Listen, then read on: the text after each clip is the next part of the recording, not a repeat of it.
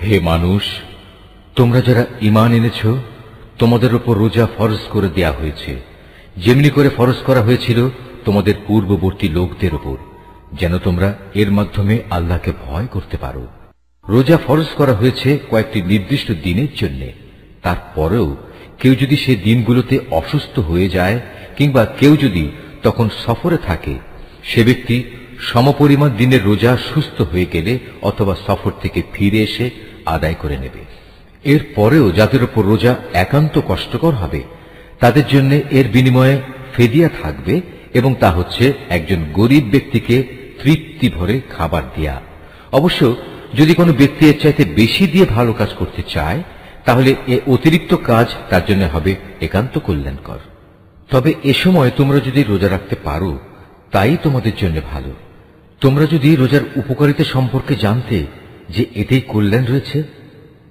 রোজার মাস এমন একটি মাস যাতে কোরআন নাজিল করা হয়েছে, আর এই কোরআন হচ্ছে মানব জাতির জন্য পথের দিশা, সৎ পথের সুস্পষ্ট নিদর্শন, মানুষদের জন্য হক বাতিলের পার্থক্যকারী। অতএব তোমাদের মধ্যে যে ব্যক্তি এ মাসটি পাবে, সে এ মাসে রোজা রাখবে। তবে যদি সে অসুস্থ হয়ে পড়ে কিংবা সফরে থাকে, সে পরবর্তী কোনো সময় গুনে গুনে সেই পরিমাণ দিন পূরণ করে নেবে। এ সুযোগ দিয়ে আল্লাহ তাআলা তোমাদের জীবন আসান করে দিতে চান। আল্লাহ তাআলা কখনোই তোমাদের জীবন কঠোর করে দিতে চান না। আল্লাহর উদ্দেশ্য হচ্ছে তোমরা যেন গুনে গুনে রোজার সংখ্যাগুলো পূরণ করতে পারো। আল্লাহ তাআলা তোমাদের কোরআনের মাধ্যমে জীবন যাপনের যে পদ্ধতি শিখিয়েছেন, তার জন্য তোমরা তাঁর মাহাত্ম্য বর্ণনা করতে এবং তাঁর কৃতজ্ঞতা আদায় করতে পারো। হে নবী, আমার কোনো বান্দা যখন তোমাকে আমার ব্যাপারে জিজ্ঞেস করে, তাকে তুমি বলে দিও, আমি তার একান্ত কাছেই আছি। আমি আহ্বানকারীর ডাকে সাড়া দিই যখন সে আমাকে ডাকে। তাই তাদের উচিত আমার আহ্বানে সাড়া দেয়া এবং সম্পূর্ণভাবে আমার উপরই ঈমান আনা। আশা করা যায় এতে করে তারা সঠিক পথের সন্ধান পাবে।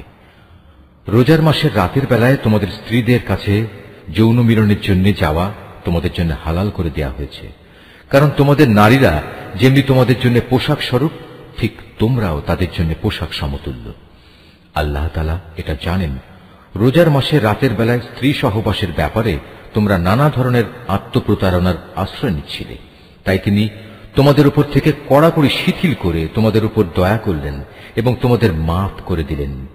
এখন তোমরা চাইলে তাদের সাথে সহবাস করতে পারো, এবং এ ব্যাপারে আল্লাহ পাক তোমাদের জন্য যা বিধিবিধান কিংবা সন্তান লিখে রেখেছেন তা সন্ধান করো।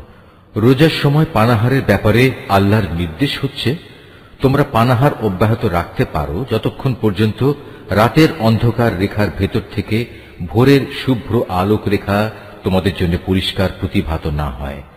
অতঃপর তোমরা রাতের আগমন পর্যন্ত রোজা পূর্ণ করে নাও।